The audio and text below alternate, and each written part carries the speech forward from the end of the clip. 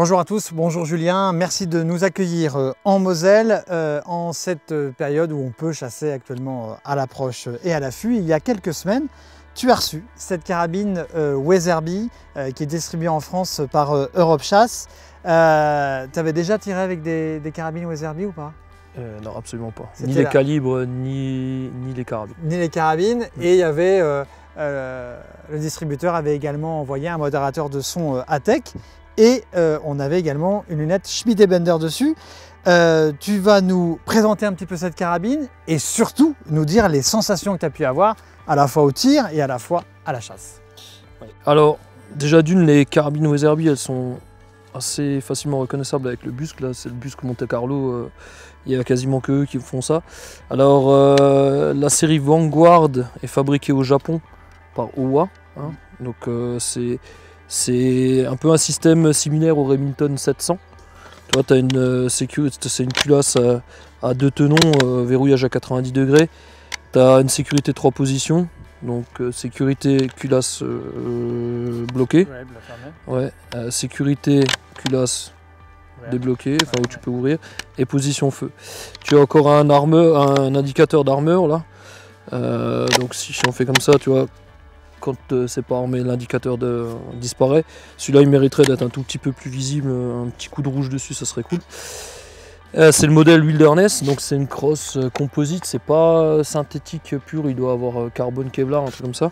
Donc c'est super rigide, très léger. Ça, c'est vraiment le maître mot de cette carabine, c'est la légèreté. C'était même assez troublant au départ, pour moi qui ai toujours des carabines lourdes.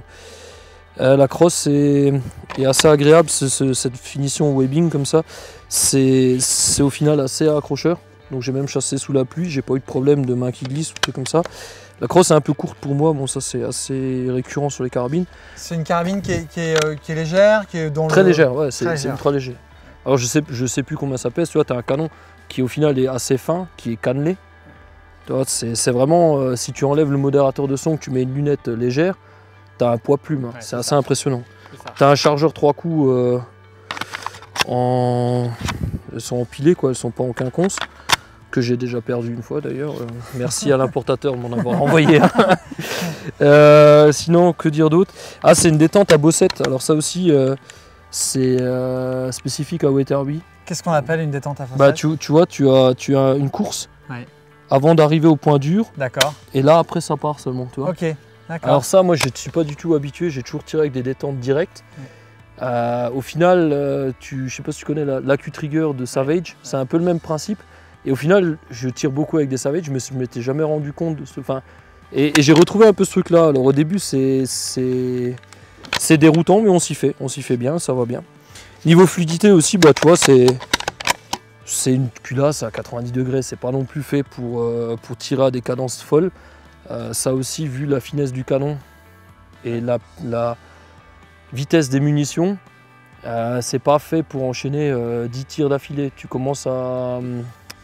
c'est vraiment une carabine d'approche. Dans 240 Weatherby, là c'est une carabine d'approche pure. Bon, tu as des calibres de battu, 30-06, tout ça, pour tirer à 50 mètres. Même si ton groupement est s'ouvre un petit peu, c'est pas grave. Tu vois, Après, que dire d'autre? Toi, tu as utilisé quelles munitions pour... C'est des munitions Weatherby, c'est des 240 Weatherby. Ouais.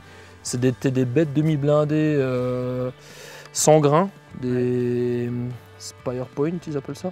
Donc c'est de la demi-blindée pointue. Ça a très bien marché. Alors pour l'instant, j'ai tiré 3 chevreuils et 2 renards. Alors je me suis permis... ce qui est phénoménal avec cette carabine-là, et surtout le calibre, c'est qu'au final, je vais te la poser un petit peu parce que au final, les gars qui tirent au 243 Winchester avec le 240 Weatherby, ils ont à 200 ou 250 mètres la puissance qu'ils ont à 100 mètres avec un 243 Winchester. Ça t'ouvre des portes que tu n'avais pas avec des calibres standards. J'y croyais pas trop, je le dis comme c'est. Je ne suis pas un fanatique des calibres à ultra haute vélocité, tout ça. Je suis allé au stand avec. Déjà d'une, c'est ultra confortable. Même sans modérateur, j'ai chassé au début sans modérateur. C'était déjà... Enfin, il n'y a pas de recul. C'est simple. Enfin, il n'y a pas de recul. C'est un recul totalement gérable. Et à 200 mètres, j'ai réglé la carabine, enfin la lunette à point visé plus 4 à 100 mètres à une DRO standard. Quand j'ai bazardé une prune à 200 mètres, eh ben, j'étais à plus 8, je crois, ou plus. Donc elle a continué à monter. C'est-à-dire qu'entre 100 et 200, elle n'est pas en train de chuter, elle continue à monter. Et après, j'ai regardé la DRO sur la boîte, c'est 220 mètres, je crois. Et au niveau des groupements que tu as pu avoir? Alors, au niveau des groupements, là, il faut faire attention. À partir du moment où tu tires 3 coups d'affilée, comme on fait un groupement en standard, tu arrives à la MOA. Par contre, si tu prends le temps, tu tires un coup de feu, tu laisses redescendre le canon en température, tu retires, là tu fais du trou dans trou. Mais ça poinçonnait trou dans trou. Donc globalement, c'est quand même plutôt une carabine qui va servir à l'approche, pour la Moi, je suis pas sur un territoire, tu vois, on est en forêt là. Je pense que c'est pas trop utile de bazarder un 240 Weatherby parce que je tire rarement à plus de 200 mètres. Mon territoire ne s'y fait pas. Comme beaucoup de territoires français, mais au final, le gars qui a un peu d'espace, qui veut se faire plaisir en montagne ou n'importe, à mon avis, ça doit être fulgurant. Je me suis permis chez moi, derrière la maison, là où on était au Mirador la dernière fois, dans le secteur là, de tirer un brocard à 235 mètres. 235 mètres, la lunette c'est une x12. Vu que point visé, point touché, tu te poses pas de questions, il n'y a pas de correction, il n'y a pas de machin, il n'y a rien. Et l'animal est resté sur place. C'est fulgurant, sans avoir cassé de l'os. Parce que pareil, le chevreuil a été tiré derrière l'épaule, donc dans les organes, dans les poumons. C'est des balles avec lesquelles ils font souvent encore 30, 40, 50 mètres.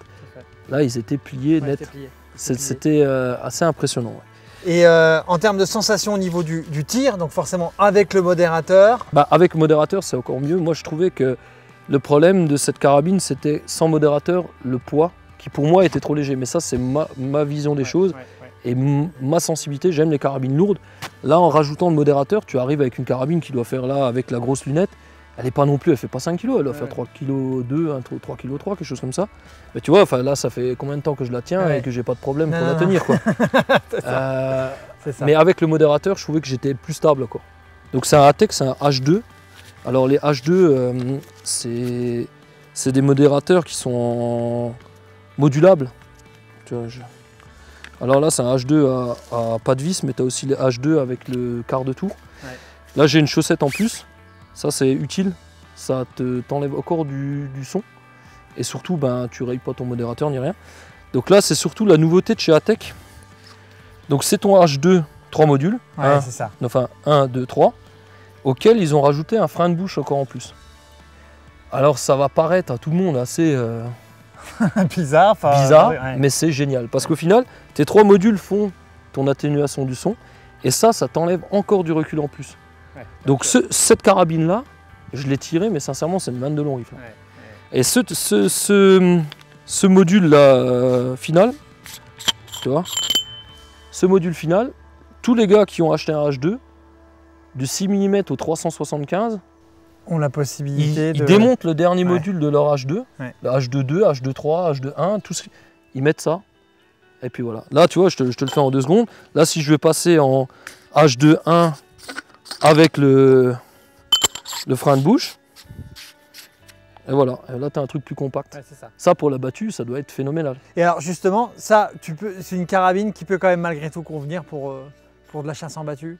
Peut-être pas le calibre, ça reste un 6 mm, c'est un peu light. Mais je sais que l'importateur les fait en 308, en 30-06, dans des calibres comme ça. Pour moi, il n'y a aucun problème.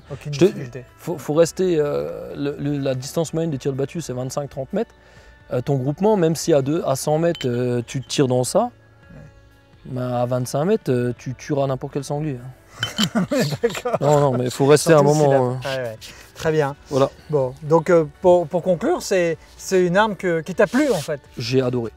Sincèrement, je suis parti en freinant des cas de fer. mais sincèrement, je me suis dit, un Weatherby, j'avais un peu une appréhension. Et puis même la venaison n'était pas plus esquintée qu'autre chose.